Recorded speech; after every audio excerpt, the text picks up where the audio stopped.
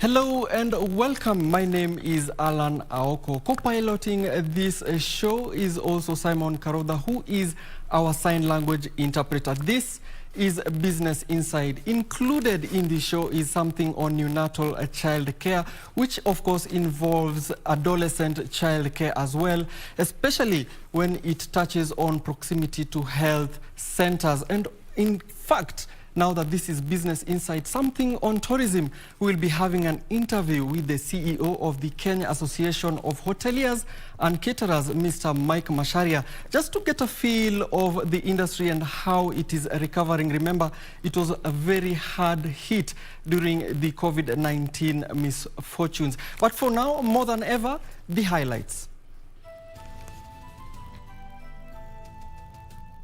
Payday in the counties. Treasury releases 133 billion shillings to county governments. Projector turned predator. Father confesses to defiling and impregnating his two daughters, earns 140 years behind bars. Uganda's defining moment. Voting counting underway in Uganda as human rights groups accuse the government of conducting a sham poll.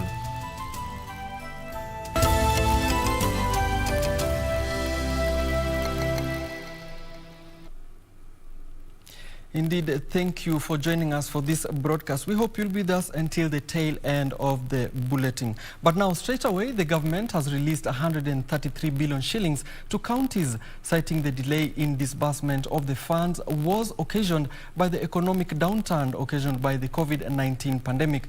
National Treasury Cabinet Secretary Ukuri Yatani, in releasing the funds, urged counties to utilize the monies prudently, expressing optimism the reopening of the economy and reversal of COVID-19 tax relief measures will boost revenue collection.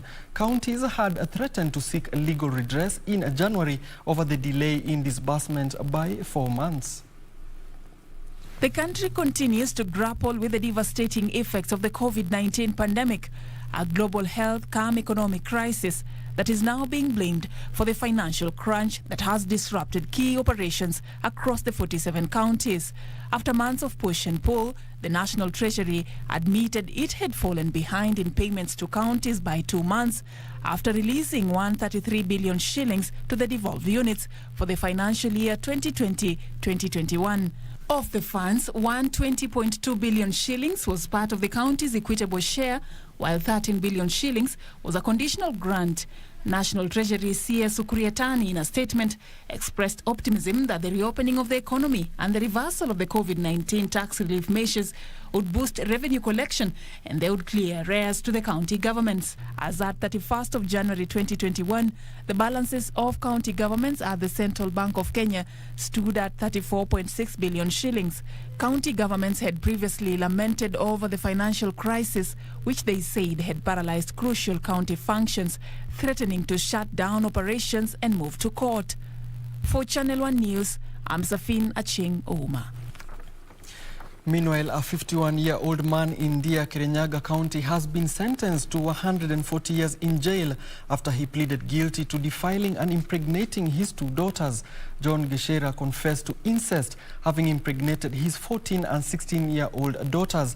The 16-year-old girl has since delivered, while the 14-year-old is 6 months pregnant. Geshera stood and listened keenly as Principal Magistrate Anthony Mwishegi handed down his judgment.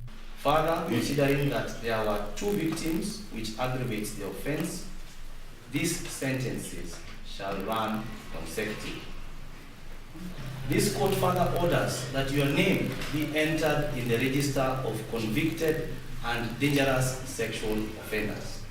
The 51-year-old man had admitted that he had defiled and impregnated his two daughters.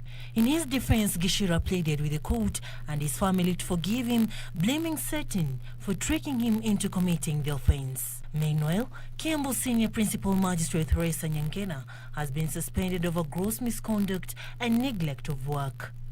The suspension comes in the wake of complaints by litigants and lawyers of unnecessary delays by the magistrate to make court rulings. In a show cause later signed by the acting Chief Justice Philomena Mwilu, the magistrate has been ordered not to report to work until her disciplinary case is determined.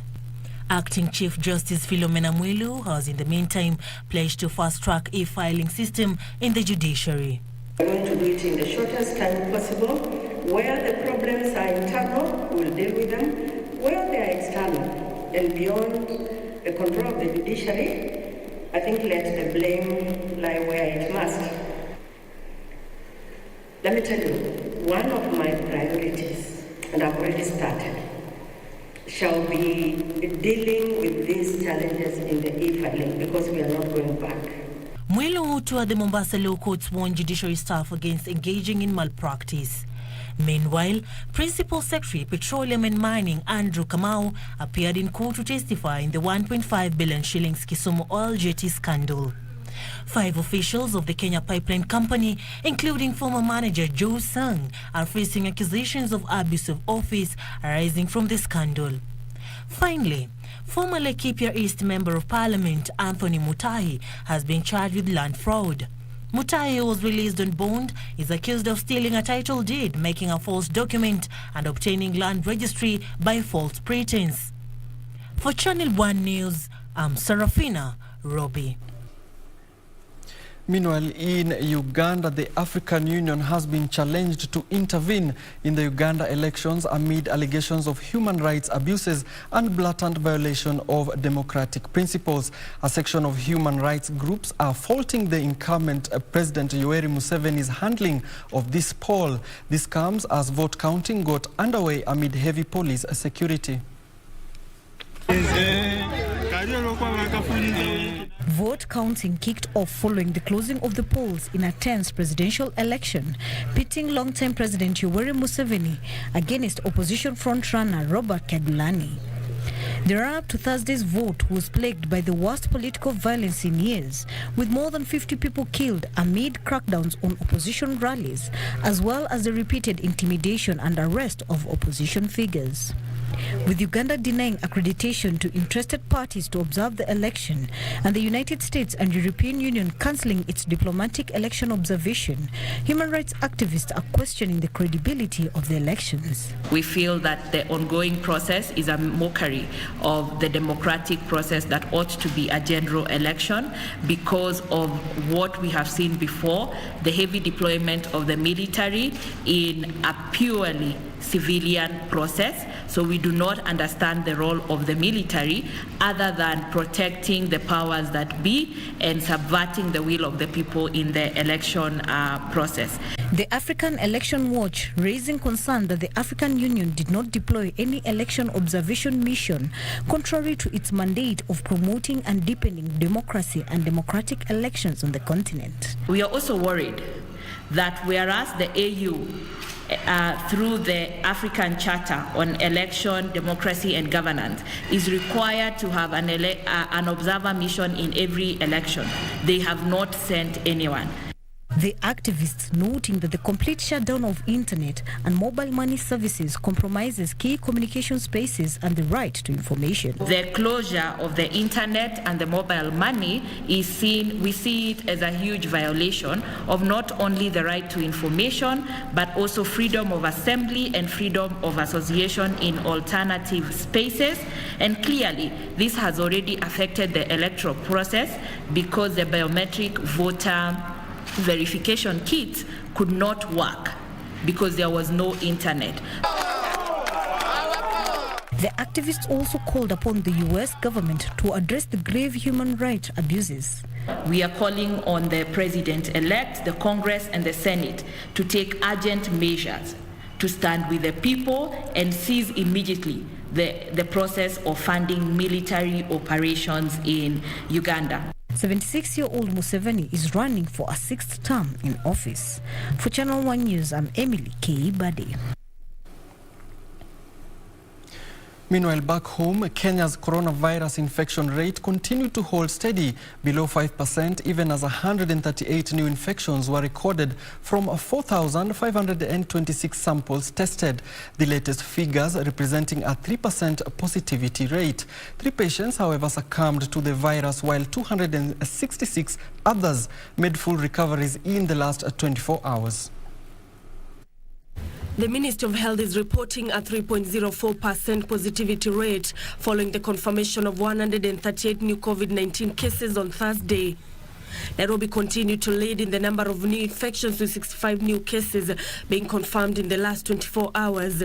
Kericho County recorded 23 new cases, Mombasa 10, Makueni 6, Uasin Gishu 6, Nyamira and Kisumu 4 cases each, while Kiambu had 3 cases. According to the latest figures, 266 new recoveries were reported both from hospital and home-based care. The latest number of recoveries brings the total to 81,933. 3 more patients have, however, lost their lives, taking the country's death toll to 1,723. Currently, 680 patients are admitted in various hospitals. Of these, 26 are in the intensive care unit, while 1,730 are being monitored at home. Nancy Okware, Channel 1 News.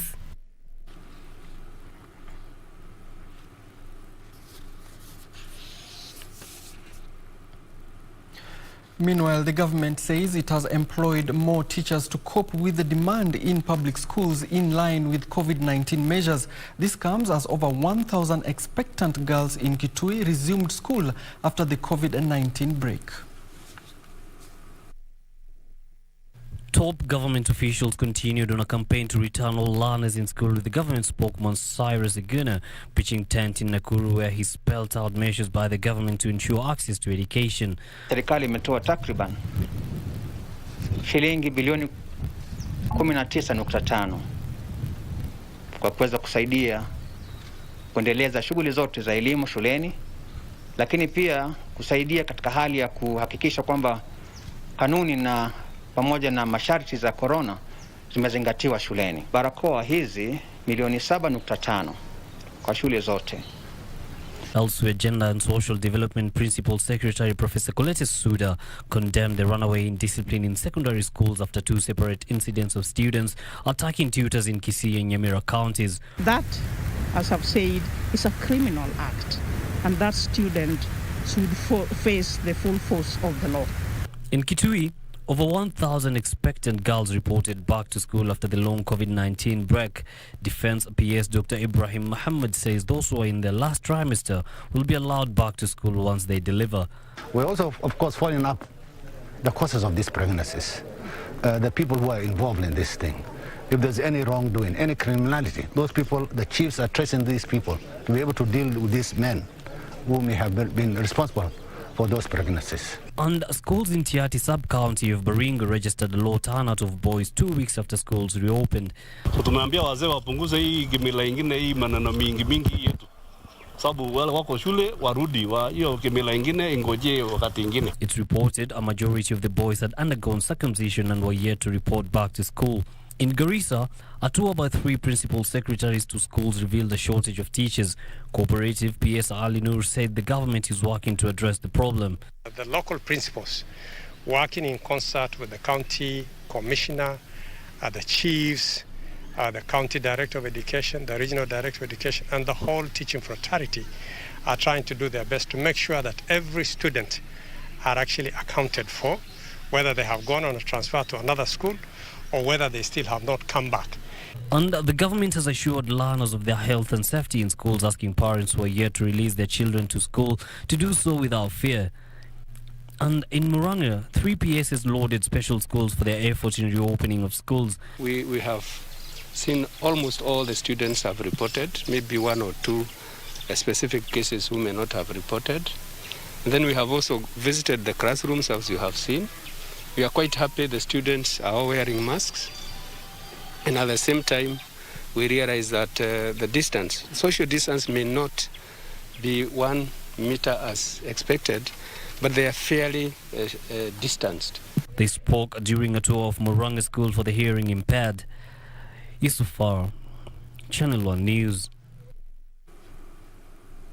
Now, a 42-year-old man has allegedly torched himself and his 2 children aged 4 and 13 years in Thome village, Laikipia Central. Joseph Mboro is said to have quarreled with his wife before setting the house ablaze. His wife, who managed to escape, sustained severe burns and is currently receiving treatment at the Nanyuki Teaching and Referral Hospital. Tigidi Chief Wilson Thu says the two girls aged 4 and 13 years were burnt beyond recognition after efforts to put out the fire proved futile. Kakuta watoto wawili wameugua na kuangalia chini nikaona chini ya kitanda hata bwana ameugua, mzee wa huyo nyumba. So kuulizia nikasikia ni petroli alimwaga kwa nyumba juu ya domestic issues. Joseph Mboro and his wife are alleged to have engaged in a heated argument before the scuffle turned deadly. Neighbors say the incident came as a shock to them as they did not anticipate an incident of such magnitude. Kaniambia bwana yake alikuja nyumbani akiwa amekasirika na hakuwa anajua amekasirishwa na nini. Na yeye aliwapikia chakula na wakapea chakula na wakakula. Lakini after some few minutes alitoka nje kama mwenye ameenda haja. Rudi na petroli ikiwa kwa kibuyu na akamwaga kwa nyumba yote, kwa table room. Na akawakisha nyumba, akawakisha kiberiti na akarudi akakaa akasimama kwa mlango. Ndio wazuie bibi yake asitoke. Na watoto walikuwa bedroom. Alimanage na akatoka nje.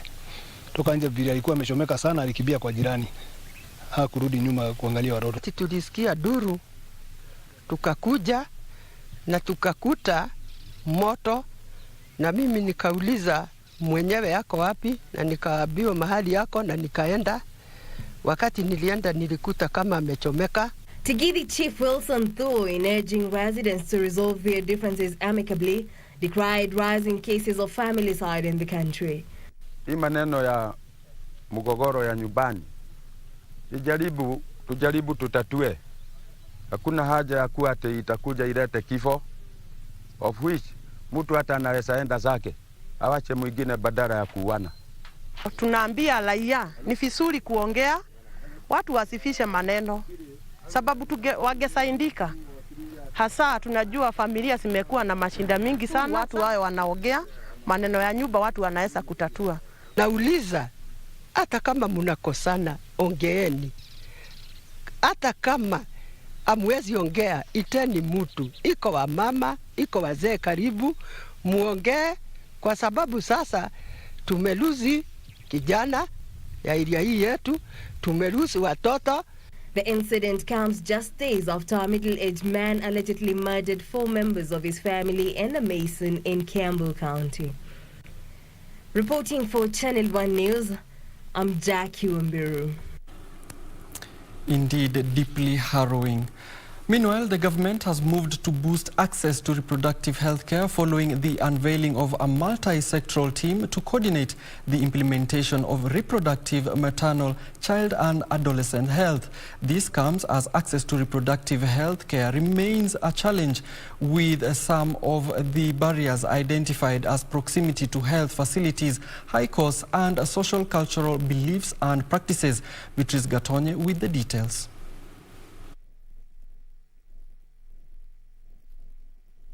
We'll bring that story when it is ready, but for now we shall talk about the Constitution, where the tenure of office of the Deputy Chief Justice is said to be defined in law if the Constitution review being sought by the Building Bridges initiative is adopted. The Constitution of Kenya Amendment Bill 2020 proposes to harmonize the tenure of the Chief Justice and Deputy Chief Justice. Kevin Washira looks at the import of the amendment in our daily segment on the proposed constitutional changes.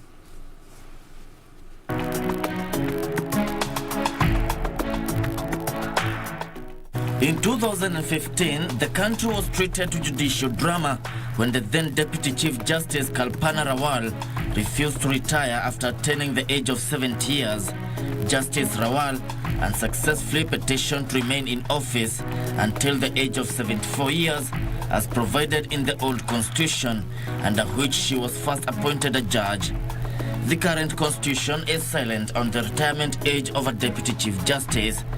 The proposed constitutional review seeks to deter a repeat of such judicial drama by amending Article 167 of the Constitution on tenure of office of the Chief Justice. Clause 40 of the bill harmonizes the tenure of Deputy Chief Justice with that of the Chief Justice, which is 70 years. According to the Constitution, the Chief Justice shall hold office for a maximum of 10 years, or until retirement. If the Chief Justice term of office expires before the Chief Justice retires, the Chief Justice may continue in office as a judge of the Supreme Court. Kevin Washira, Channel 1 News. Indeed, moving on, the government has put on notice politicians fueling violence into Kana East Antiati constituency, warning that those found culpable shall face the full force of the law. Rift Valley Regional Coordinator George Natembea says preliminary investigations have established that some elected leaders are mobilizing their communities to take up arms against their neighbors. Details of this and other stories in the County News Roundup. Rift Valley Regional Coordinator George Natembea says high-level security teams have been deployed along the Baringo and Turkana border to restore calm following the killing of a 75-year-old man in the region. Natembea expressed concern that efforts to find lasting peace in the region are being frustrated by political supremacy battles between politicians in the region. There's no security officer who's going to fight on your side. You can go and talk and talk and talk and cry, will not do it. We will not do it, and we are going to assess situations as they come. We are not going to be manipulated. Yeah? So you cannot be shouting loudest without even condemning your own people who went to carry out the stealing, because they're not stolen yesterday. We won't even be having this issue. But nobody's condemning that act of theft. No, they're just talking about the aftermath of the theft. In Kisii County, the Nyamache Sub-County Hospital has received a donation of ICU equipment worth 1.5 million shillings, courtesy of gaming company Mozartbet. There is no need to centralize service at the big towns. We need to take services closer to people. So if we have NPU here, it will go a long way, making sure that all patients should not be referred to, only the critical. The equipment is expected to supplement ongoing efforts aimed at improving healthcare services in the county. 2, 1, please. Elsewhere, the Nyeri County government has engaged 200 youths in a one-year internship program in a bid to improve employability in the region. Nyeri Governor Mutahi Kahiga urged the youth to harness the potential and do not be deterred by failure. We want to walk this journey with you, mold you. We have shown you success stories. It is upon you now to go and convince that department that you are able, you are capable, and you have learned.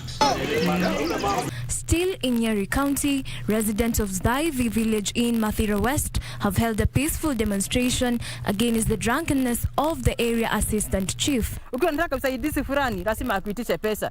Hii vijana wakitaka kuchukua ID anawaitisha pesa. Kwani hao watoto wanatoa pesa wapi? The residents claim the chief drunkenness has led to bad governance and misappropriation of public funds in the area. Finally, a requiem mass has been held for Anne Wanjiku Njoroge, the woman who was allegedly killed by her son in Kiambu County. Anne Wanjiku has been eulogized as a dedicated caregiver who will be dearly missed. We pray for the family. You know, there are 3 children of hers that have been left without a mother, without a father. One of them is in custody. We pray for him. He doesn't know what he did. Maybe he was sick. Let us pray for him. Let us not blame him. And ensure always we check on those children so that we can ensure that they are doing well. Anne Wanjiku was among the 5 people killed a week ago in Kiambu County. For Channel 1 News, I'm Jacqueline Masharia. Now, ODM leader Raila Odinga has reiterated calls for a united Kenya, claiming Kenya is yet to heal from wounds of tribalism years after independence. Odinga, who spoke when he met Kikuyu elders and traders in Nairobi, claimed Kenyans have an opportunity to choose leadership through the Building Bridges initiative. Odinga said good leadership will change the current ills and ensure cohesion in Kenya's multi-ethnic society. Odinga's term offensive in Mount Kenya was in full display on Thursday when he met a section of elders and business leaders drawn from the region. The Orange Democratic Movement party leader urging the nation to avoid politics of deceit and vet leaders before endorsing them. Hatutaki kueneza chuki, nataka kuhubiri amani, upendo katika taifa letu la Kenya. Raila said Kenyans must free themselves from the yoke of tribalism and pursue unity of purpose. Tuweze kufika huko ikiwa kama sisi tutaambia watu wetu ati mkokoteni peke yake, ati wheelbarrow peke yake. Wengine wanapiga kelele ati wheelbarrow. Hiyo ni kama mtu ambaye amepumbazwa. Haelewi ati kwamba anadanganywa. Unadanganywa na wewe unadanganywa. Ukweli ni kwamba sisi tunataka kuona kama Wakenya marudi pamoja, muungana pamoja. Hatutaki muungano ya Wakikuyu au ya Wajaluo au ya Waluhya au ya Wakamba au ya Kalenjin au ya Mijikenda. Nataka muungano ya Wakenya. Meanwhile, the United Democratic Party chairperson Johnston Muthama has exuded confidence that the party will clinch the Machakos senatorial seat.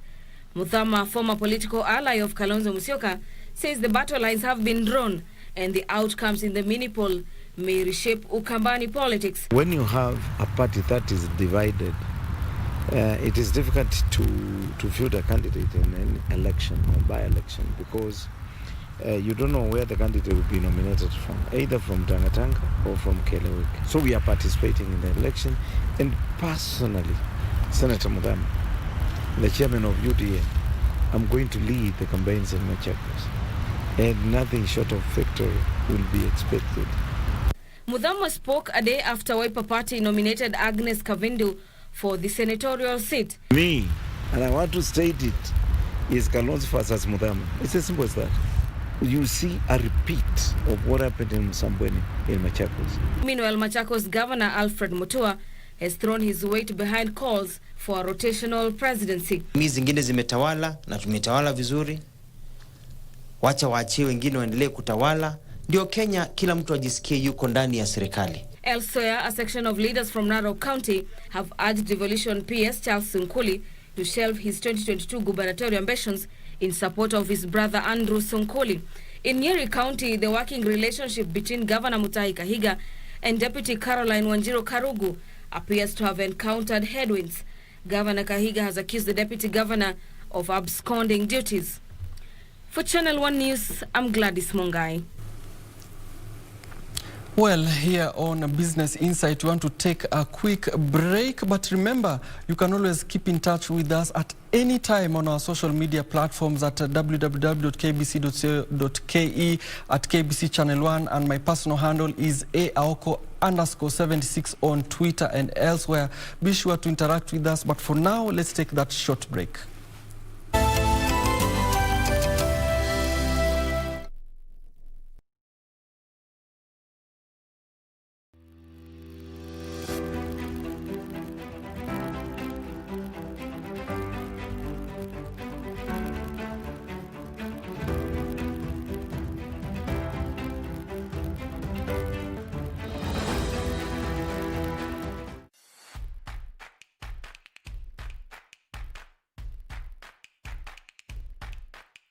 Enda pale kwa Palume. Wakenya. Kari ndio hii. Oh, sorry, kifungu ndio hii kari. Ni furaha ile niko nayo. Msichali kete. Wacha tupeane mali ya wenyewe. Ni vizuri tupe watu vitu zao. Uchukue mali yako. Kuja uchukue mali yako. Hiyo ndio shamra. Hiyo ndio shamra ya quick bid. Umeona? Umeamini? Nimeamini kabisa. Hii inaitwa nini? Hii inaitwa kifungu. Na hii inaitwa nini? Toyota Probo. Toyota Pro. Mpatie kifungu hiyo. Shika ingine. Ndio ya kuendesha. Onesha. Na wewe unaitwa nani? Naitwa Steven. Steven nani? Kahuho. Nakwambia. Uliwekelea bid ya ngapi brother? 1772 peke yake. We. Na ndio amejishindia Pro Box. Sasa hii Pro Box inakusaidia aje? Itakuwa inanisaidia kazi yangu ya kuuza matunda. Unaambia je watu wa kwenye nyumbani ambao watakuona na hii? Wote wacheze na quick bid. Ukweli. Ni ukweli. Kabisa. Sasa tufanyie vizuri. Ingia upate mizigo yako bana. Ingia utoshee ukae usikie. Inakutosha sawa? Sisi tulikwambia ni aje? Bidhaa bora Kwenye bei ya chini. Bidhaa kwenye bei ya chini. Jiunga na QuickBid ni rahisi. Enda kwenye M-Pesa, bonyeza paybill kisha weka business number 4032353. Kwenye account weka kodi ya bidhaa unayotaka na bidi yako ya chini zaidi. Kwa mfano TV 16. Kisha weka shilingi 20 tu kama idadi yako. Weka bidi yako pia kwenye www.quickbid.co.ke. Kumbuka, bidi ya chini zaidi ya kipekee ndio hununua. QuickBid, bidhaa bora kwa bei ya chini. On the next episode of Ashoka, we must know every detail of our enemy, his strengths and also his weaknesses. She must have died long before the accident took place. It is possible that someone may have killed her. Look for her. She'll be somewhere around. You should leave for Takshashila, so that Bindusar's faith in you is intact. Just the thought of you going to Takshashila has made him very happy. Grandmother, you are telling me... Sushim already arranged a place for you, where you will be staying. on this ordinary day, something extraordinary is about to happen.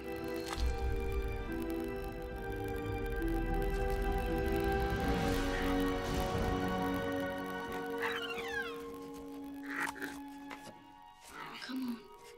Don't worry. I'll take care of you. Promise me you can keep a secret. I'll not breathe a word.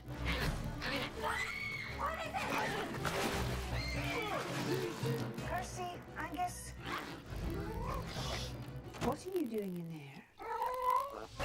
Did you hear something?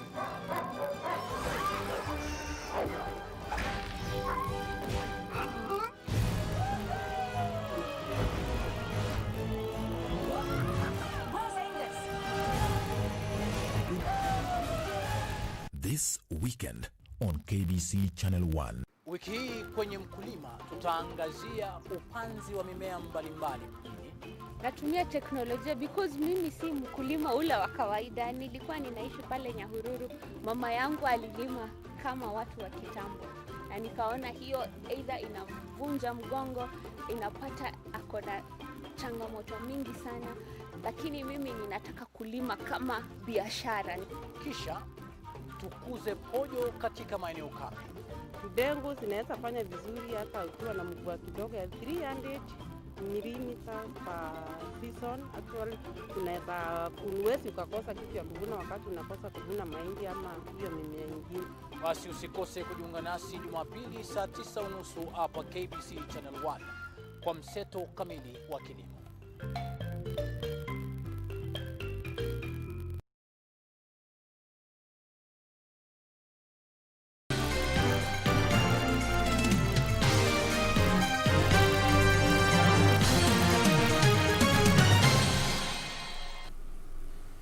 Indeed, welcome back. If you are joining us right now, this is a Business Insight and we are glad that you are watching. Now we move into something that may pinch your pocket just a little bit. The Energy and Petroleum Authority has increased fuel prices effective from midnight. A litre of super petrol increases by 17 cents. Diesel is up 4 shillings and 57 cents, while kerosene is costlier by 3 shillings and 56 cents. IPRA attributes the latest increase to higher landed cost of refined imported petroleum products as well as a weaker shilling. New January statistics from the Energy and Petroleum Regulatory Authority indicates that the average landed cost of imported super petrol increased by 1.51%, while diesel increased by 13.05%, as kerosene increasing by 9.27%. In addition, the shilling weakened 14 basis points to the dollar to 110.52, slightly impacting the overall price of fuel. This pushed pump prices with a litre of super petrol increasing by 17 cents, diesel is up 4 shillings and 57 cents, while kerosene increases by 3 shillings and 56 cents. Fuel will be cheapest in Mombasa, where a litre of petrol will retail at 104 shillings and 60 cents, while diesel at 94 shillings and 1 cent, as kerosene sells at 84 shillings and 75 cents. In Nairobi, a litre of super petrol increases to 106 shillings and 99 cents, diesel increases to 96 86 shillings and 40 cents, while kerosene will sell at 87 shillings and 12 cents.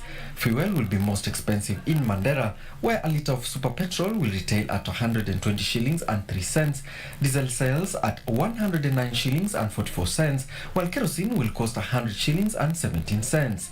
Allan, Aoko, Channel 1 Business. Meanwhile, 8 counties in the North Rift Economic Bloc plan to create a unified online platform that will offer a number of services, including disbursement of business licenses. Uasin Gishu Governor Jackson Mandago says the online platform will reduce time taken by the investors to acquire relevant documents, further reducing the cost of doing business in the North Rift area. Counties in the North Rift region plan to pull a fast by jointly unveiling a digital system that serves 8 devolved units. Counties under the North Rift Economic plan to launch a single online platform that will offer, among other services, processing of business permits and operating licenses. It is now possible for you to pay for your licenses at your premise, and we send you your license on email. So there is no need to come and queue. Area leaders said the digital system will go a long way in synchronizing operations of the 8 counties and improve efficiency in service delivery. We are working round the clock to unify that licensing system so that you are not taxed double, triple, 4 times when you go to other counties. The platform is also expected to reduce congestion at county offices as well as the cost of doing business in the North Rift region. Business owners are calling on the government to enhance railway services in the North Rift region. That is a huge plus that can be to our Uasin Gishu County. Once we have the rail transport in place, number one, it will also ease the congestion of getting trailers every now and then. We already have the railway in place. We just need to start fast-tracking it and having it start work. So that can be a huge plus. Meanwhile, if you are an adventure enthusiast, Paradise Lost in Kiambu County is a serene destination that is ideal for outdoor activities. The destination is characterized with historical features believed to date back to the Stone Age, waterfalls and indigenous trees. Tonight, we highlight the magical Paradise Lost in Kiambu County.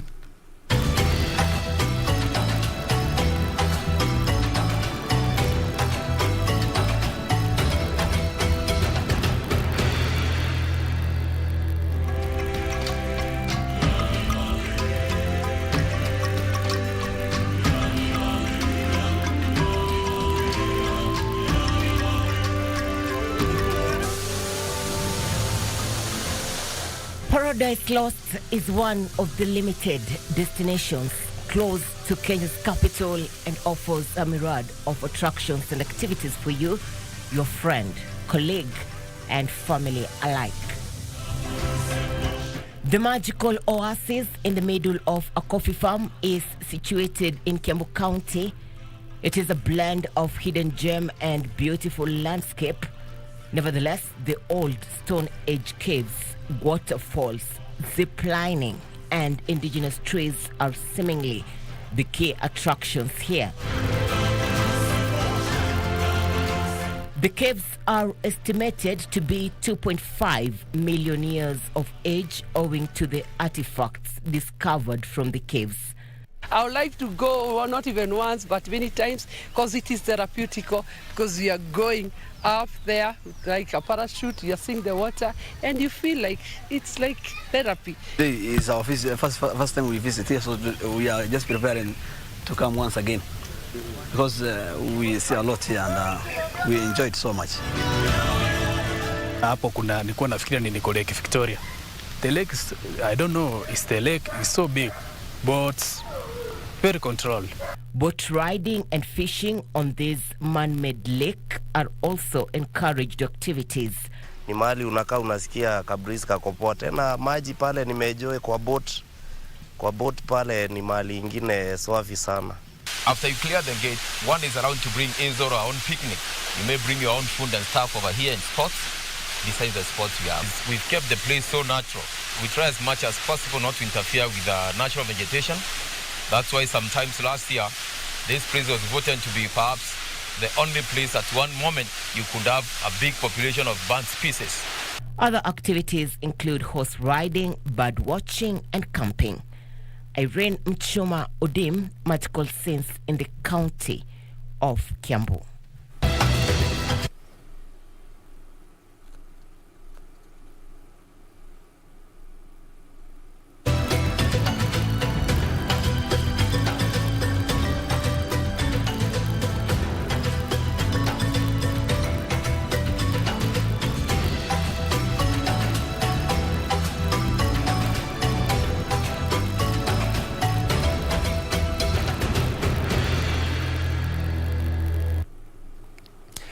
Elsewhere, the government is in the process of setting up 2 potato cold storage facilities in efforts to reduce post-harvest losses. The facilities are under construction in Meru and Nyandarua, as well as another one in Kisii to store bananas. National Micro and Small Enterprise Authority Board Chairman Charles Waithaka says the 100 million shillings facility in Meru will be ready for use in a month. The 5 billion shillings potato sector is set to get a major boost after one of the 2 cold storage plants is set to be operationalized in a month's time. The 100 shillings facility in Madaraka in Meru County is expected to reduce potato post-harvest losses in the region that currently stands at 40%. I think that within the framework of the Big Four agenda, this is a very strategic investment by the government to reduce the losses for the farmers, to assist in stabilizing the prices, and to form the foundation, like the chairman has mentioned, for value addition. The National Micro and Small Enterprise Authority Board Chair Charles Waithaka says the facility will help stabilize potato prices and protect farmers from exploitative middlemen during the harvest seasons when the county experiences a potato glut that sees farmers sell their produce at a throwaway price. Produce do not go to waste. Every time we have had glutton or excess harvest, we've lost a lot of potatoes. As we all know, potatoes are perishable. The authority will also construct a potato processing plant in the area to increase potato value addition and boost farmers' earnings. Phase 2 is now to move further and ensure that we invest in more advanced value addition with a market orientation in mind. To open this place for value addition, so that the farmers around this place will be provided with the right variety. We'll work with the Minister of Agriculture and the county government to provide the right varieties of potatoes that can even be outsourced by the KFC. Late last year, President Uhuru Kenyatta commissioned the construction of a similar cold storage facility in Olokalou, Nyandarua County, worth 100 million shillings as part of the government's commitment to reduce post-harvest losses in the country, a venture that will also see a banana cold storage plant constructed in Kisii County. Benson Droba reporting for Channel 1 Business. Meanwhile, MultiChoice Kenya has unveiled a promotion that the firm says will cushion customers against the challenging economic times.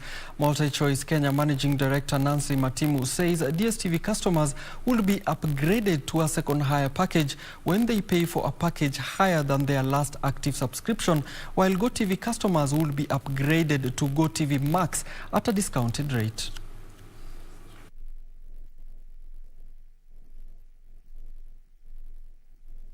From today, our DSTV customers, we're promising you that if you pay for your next level package, we are going to step you up on us. We're practically going to ensure that, for instance, if you're on the access package today and you pay for family, we are going to step you up at our own cost onto DSTV Compact. All our GoTV Plus, Value and Light customers, we're giving you an opportunity to be able to upgrade to the very best of GoTV, to GoTV Max at a discount.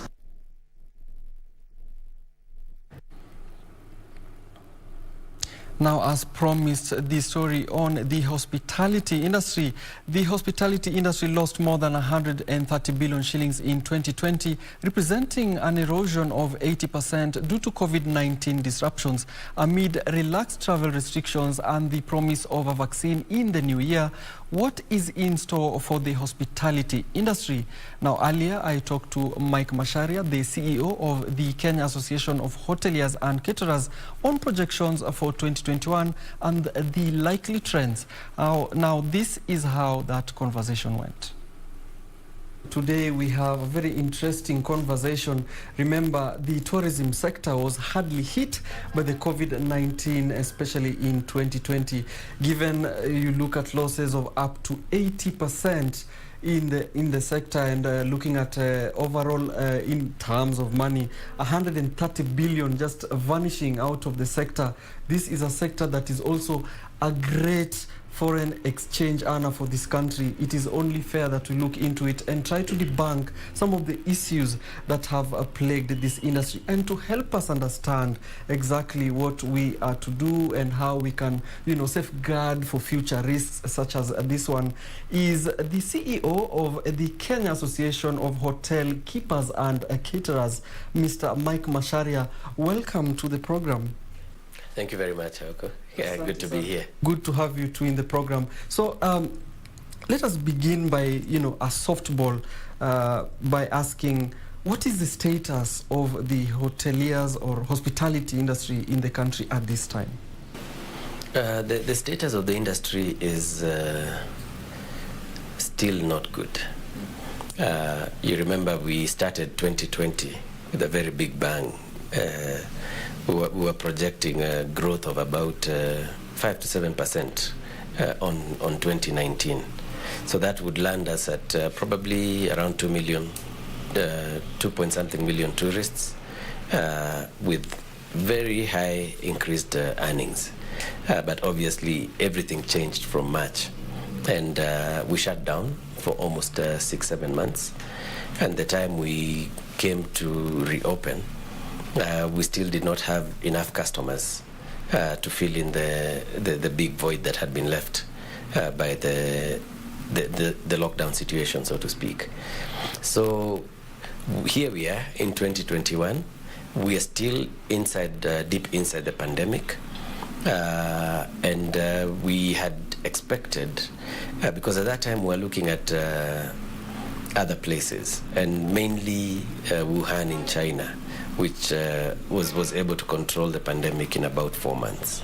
So in everybody's mind, we were thinking that we'd be out of that situation in about 4 to 5 months. But now we are almost headed to a year, and still the situation is the same. So the industry has taken a big hit. People have lost jobs. We've lost, as you said, almost 130 billion shillings in earnings. The numbers are down 80%, with the exception of the few domestic tourists that we've seen, which is highly appreciated by the industry, because when we opened up, Kenyans really went out and visited places that they've never visited before. Indeed. Well, your membership goes far and wide. You have a diverse portfolio of members. We did have reports even on our network where we've gone to the coast and we've seen some of your members decry the situation. There was early in the year a stimulus package for the industry that was brought forth. Yes. My question is, did your members receive this stimulus, and how did it trickle down, or did it not, or what is the plan with this stimulus package? When we talk about stimulus, people seem to just target the 5 billion that was allocated under the Finance Act of 2020. But we want people to take a step back and recall what government did in the initial days of lockdown.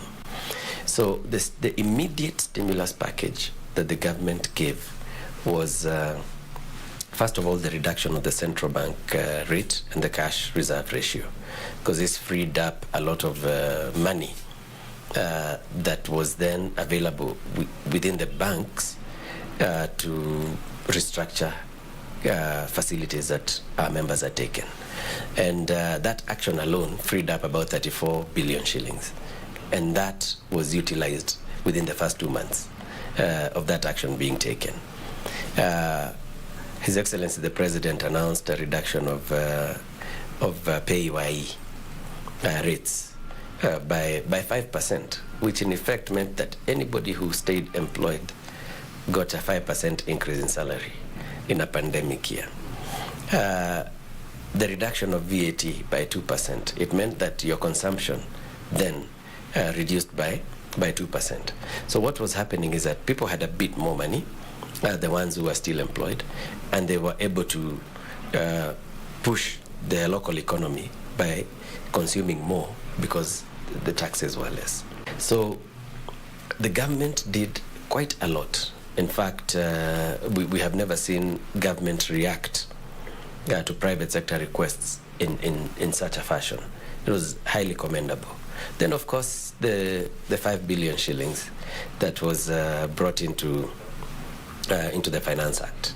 And the 5 billion was easy. 2 billion is allocated to conservancies and national parks. And you remember even the rates, park fee rates went down, so it became easier to access parks.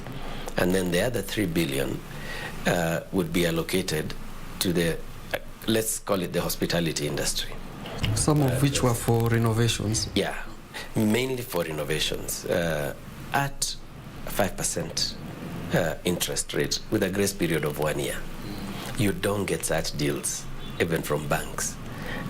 Particularly to do with the grace period. And at 5%, if it was a development loan, you'd have seen a lot of investors lining up. 5%, 1 year grace period, a super duper deal. So then the government came up with a criteria for accessing these funds. The first 1.5 billion shillings has already been released. This will still apply to those who want to retrofit their establishments for COVID-19 restriction regulations? Or that is not part of... It is applicable because that was part of the pre-opening protocols. So, but the ones that are open are already compliant.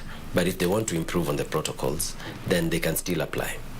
So as long as they have a solid business plan, how they're going to spend the money, ability to pay, then they can apply.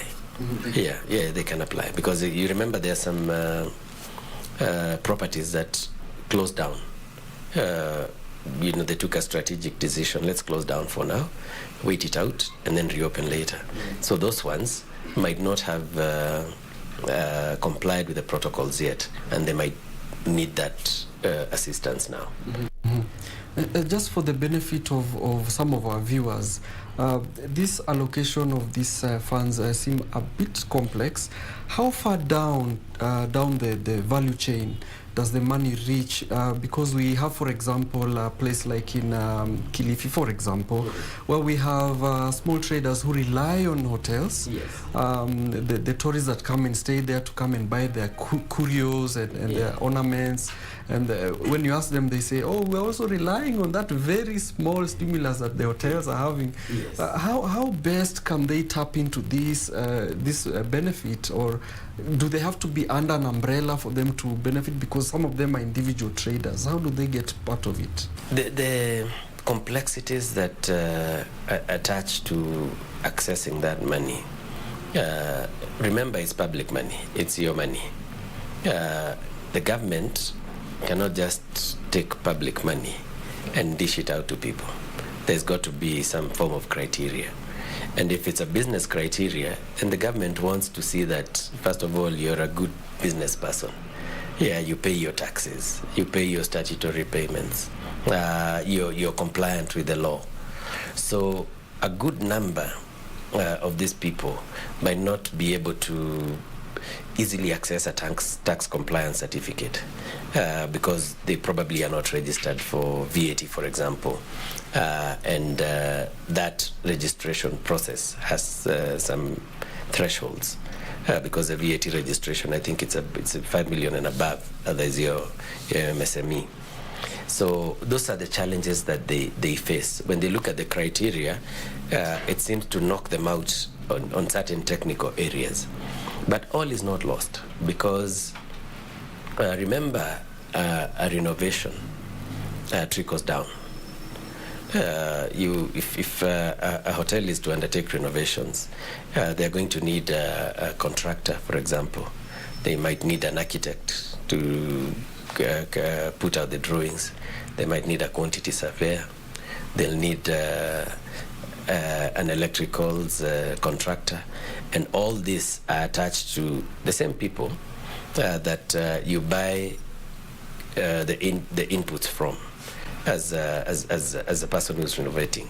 So you'll find that maybe you need to buy screws or bulbs, or or you need to employ some fundis to do the work internally. The same guys of the curio shops will also benefit, because once you have a better product, you have more clients and they're directed to them.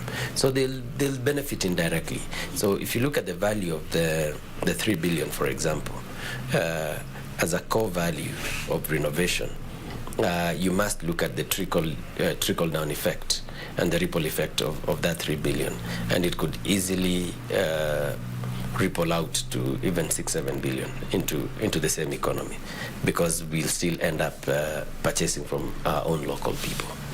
Yeah. That's very interesting. Let's break it down. We've started from the pandemic. It has hit. The government has reacted. It has brought in recommendations for going back and getting back on your feet. You have the money. You've retrofitted everything. Now let's talk about how then you have everything, but the clients are not coming. How far have your members gone to put in innovation and trying to reinvent themselves and their products? Earlier you mentioned about hiking and cycling. We did see some members now bring that into their package, that if you come to a hotel, we have a very nice beautiful hillside near our premises. Yes. Take our bikes, take that as another package. How is this reinvention helping your members stay on their feet? It's actually quite innovative. You've seen some of them have even taken their guest bedrooms and converted them into meeting spaces. We've seen a lot of hotels now utilizing the outdoors, while before, even in a country that is endowed with very good weather, would still tended to be indoors. So because of the pandemic, we are seeing a lot of people now utilizing their outdoors and setting up functions, lunches, dinners in open spaces where they can be able to keep physical distance.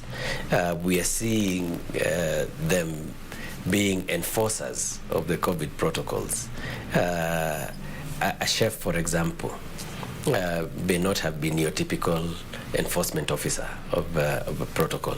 It would probably be a security guard or a front desk staff or a manager. But you're finding that everybody is now sensitized. Going to supplementary products. If you take the coast alone, there are activities that used to be reserved purely for international visitors. And this was not by design. It was just that they were interested in those activities. An activity like snorkeling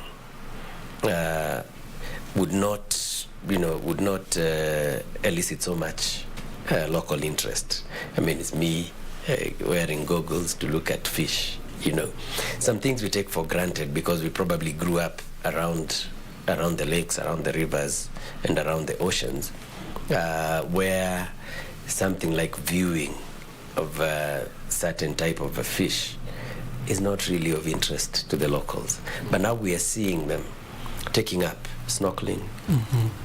That's very interesting because now then it means that there's an emergence of new revenue streams that which you had not even planned for when you were making that strategic meeting 5 years ago. Yes. But then now you're seeing you're getting new revenue streams. Absolutely. That brings me to the question of source markets. Yes. If here in Kenya then we've sorted the issue of our hotels and our hospitality industry, they have the stimulus they need, they have reinvented as much as they could.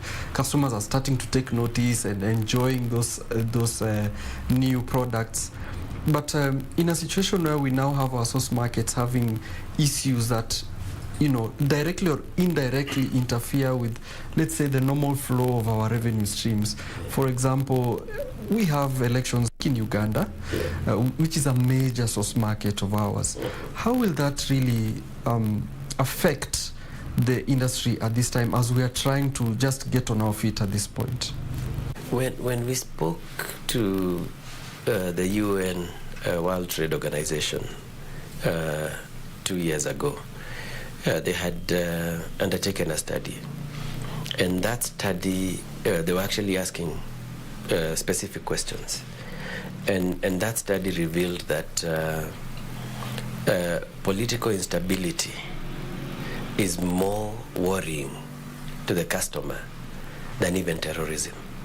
They had actually put political instability as top, then terrorism, then disease. Yeah, where COVID comes. So COVID is actually number 3, if we're going to follow that. Maybe if we did another study now, because of the pandemic, they probably would interchange. But political instability anywhere affects tourism. So if there's political instability in Kenya, and we flagged this before, we flagged it after the violence of 2008, we flagged it in 2017 when we had the repeat elections, and we were very categorical that for the industry to thrive, we need a proper political environment. Now, if there's political instability in Uganda, it's bound to affect movement of people, both in and out. And obviously, Uganda is a key, not only market for tourists, it's also a key trading partner. There's a lot of people who live on the Kenyan side of the Busia border who go and trade and come back. From the time we started the movement by ID for Kenya, Uganda, and Rwanda, we have seen an increase in trade, not only in tourism, but in general trade.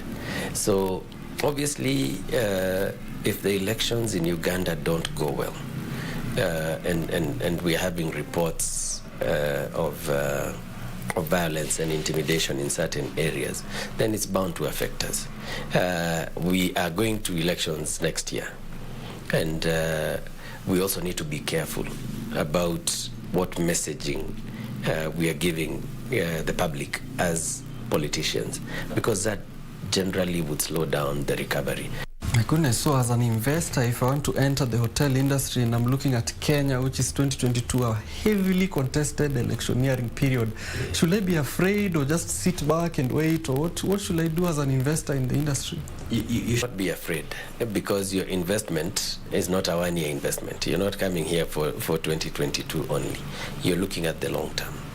And looking at our history with elections, Kenyan elections, we've always had elections.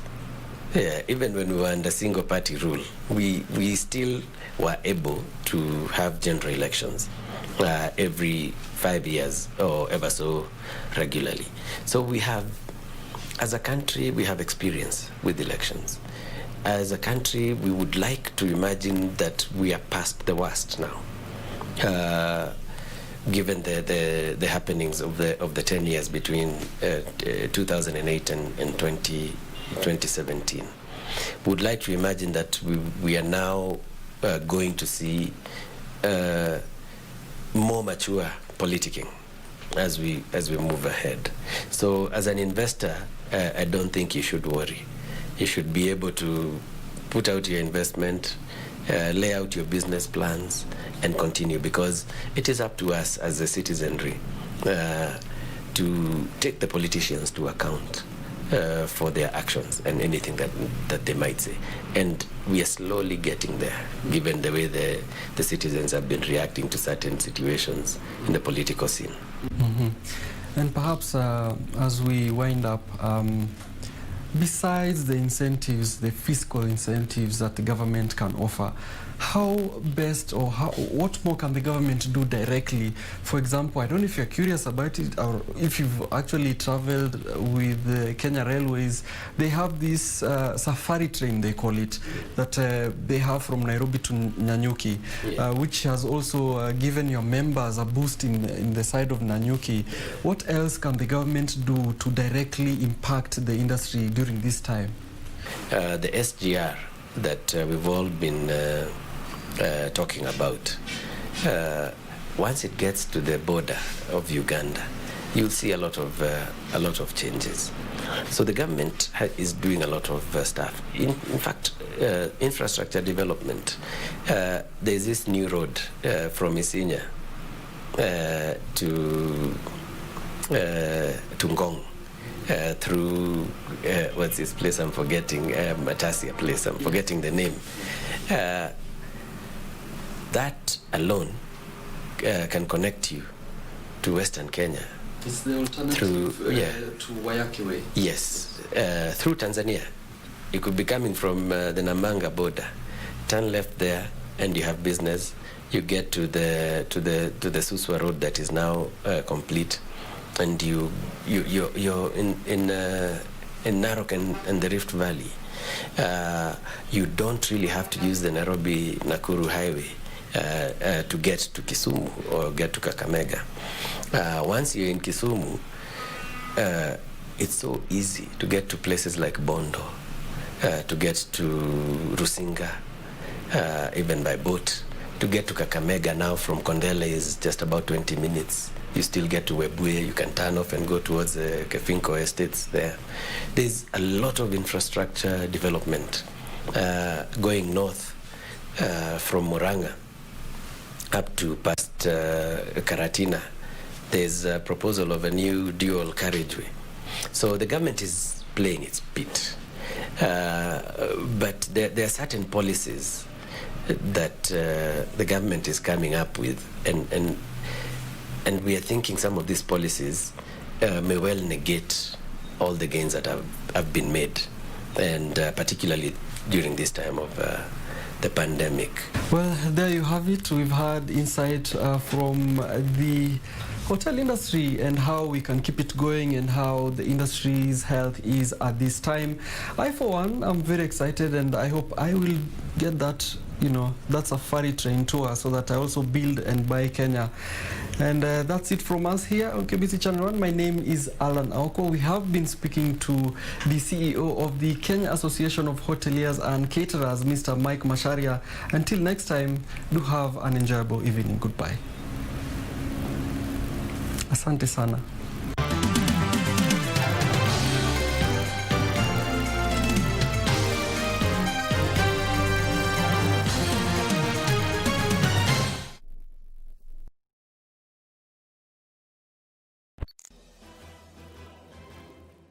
The Kenya Defence Forces KDF is pleased to announce to the public the recruitment of General Service Officer GSO cadets, General Service Officer GSO cadets, undergraduate degree holders, specialist officers, general duty recruits, tradesmen and women, and Defence Forces constables, which is scheduled to take place in the month of February 2021.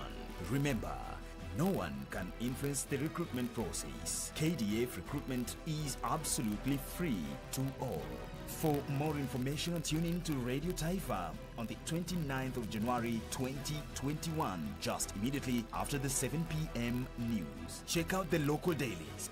The Standard newspaper on the 15th and the 31st of January 2021. MyGov inside the Star newspaper on the 12th of January 2021 and 22nd of January 2021, and the People's Daily on the 26th of January and the 5th of February.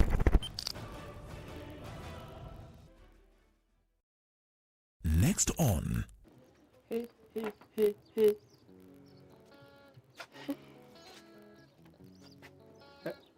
Wajoi, habari ya baba Shiko. Imagine kama anatuma brother yangu mkubwa anamtuma kwa duka ende maziwa na mkate. Unajisikia wewe? Do you think we should go mediate? And say what? I don't know, you just talk then I'll second it. Hiyo 200 ndio nimetumia kulipia duthi. Mpaka sasa ningekuwa nimepotea. Pesa ya bwanangu. Kama can I talk to you for? Glenn, we were in the middle of something. Nakumbuka. Cheza kiwewe.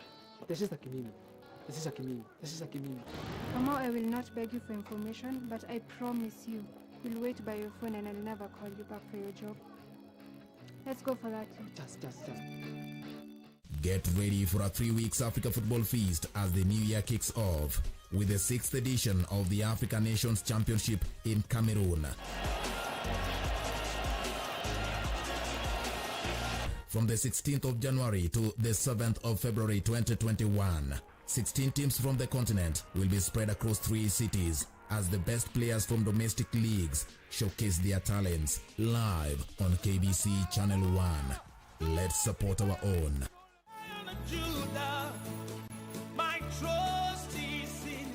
Jumapili hii kwenye runinga ya KBC, ungana naye Askofu Michael Wanderi wa kanisa la Christian Foundation Fellowship Kiambu kuanzia saa 1 hadi saa 2 asubuhi. Ningetaka nikwambie, our Jehovah God, because the Bible says he is the same yesterday, today and forevermore. He is able to take you to a place of abundance. He is able to take you to Rehoboth in the name of Jesus. Clean energy vehicles.